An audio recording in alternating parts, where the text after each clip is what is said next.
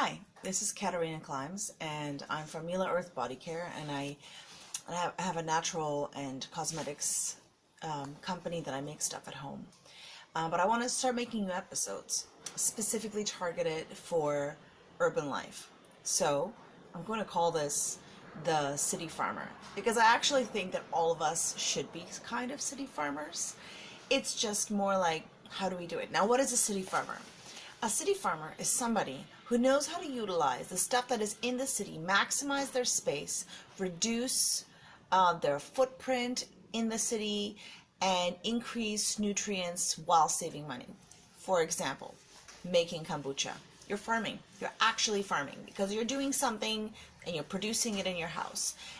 Making things like sauerkraut, or learning how to maximize absorption by making certain foods. So, for my first episode, I would like to tell you guys about cauliflower, because it's cauliflower season and there's cauliflower everywhere, and we are kind of forgetting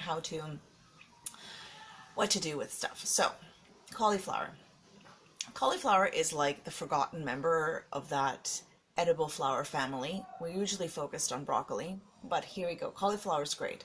First of all, cauliflower, if you extract the juice and you go and you make a juice out of it, and I freeze it in the freezer, and you go and you put the juice on your darker pigment spots, it actually lightens. It takes about a few months, but it does lighten.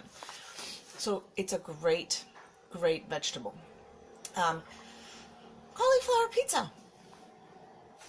All you gotta do is take a bunch of cauliflower, grind it up, stick it inside your food processor or your blender, add a bunch of eggs, and some sort of dryish substance. You could make oatmeal, like powder from straight oats. You could add in flax seeds, specifically ground flax seeds, or you could add in a little bit of flour. I always go and make this. Basically, I add salt, a little bit of spices, a little bit of basil. I make this dough out of it, and I go and I stick it in the oven for about 20 minutes. I let it dehydrate a little bit, and then I put sauce and cheese on it. Oh, right, you put cheese inside your pulverized egg cauliflower mixture. All right, but since I wanted to make something that I could keep, I've realized that I haven't made antipasto for a long time. So what is antipasto? Antipasto is a cooked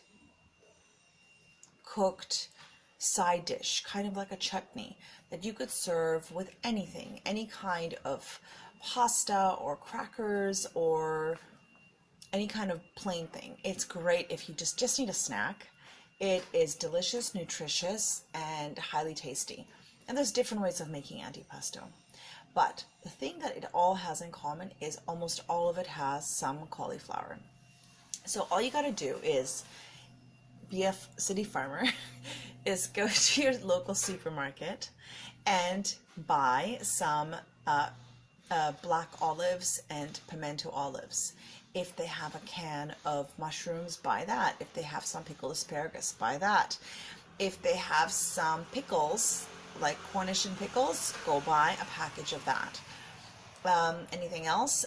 Oh yes, you could also get pickled little onions, little baby onions, delicious as well. If they have artichokes, get that. Now what if they don't have some of that? Don't get it, because you're a farmer. You're farming in the supermarket. If you happen to go and have forethought and foresight, then lacto ferment some of those vegetables yourself. But if you're not, then just go to the supermarket and buy it. Then go and from your farmer's market or your local market, go buy like 4 red peppers, 4 yellow peppers, 4 green peppers. Buy 2 big heads of cauliflower. Buy some green beans. And that's pretty much it, right? Now, there is something you need in there that's kind of bad. Some recipes call for ketchup, some call for tomato paste. When you use tomato paste, you need to add sugar and vinegar and something flavorful like Worcester sauce. If you use ketchup, it already has sugar in it. But then you get other negatives with that. So it's up to you what you can get. So there's a little bit of bad in it. Today I couldn't find tomato paste anywhere. I was a little frustrated. So I went and yes, I bought ketchup.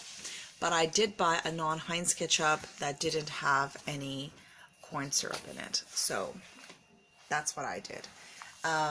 And then basically, you're going to go take all your hard vegetables. You're going to cook that first. I also happen to have bought zucchini, eggplant, and carrot. So I'm going to put my fresh zucchini, eggplant, and carrot. I'm going to cook the carrot first because it's the hardest. Then I'm going to go and slowly work my way down, adding the ingredients, and I'm going to add all my wet ingredients. So I'm going to add like 2 cups of ketchup in there, and I'm going to go and add some tomato sauce and a little bit of Worcester and about a half a cup of vinegar. And I'm going to cook all of it with all of my preserved stuff. So just a reminder. Then I'm going to go, and you can can it, but you know what? I'm not going to can it. Do you know what I'm going to do? I'm going to put it in cute little glass Tupperware containers, and I'm going to freeze it because I can. And then I'm just going to have it whenever I want.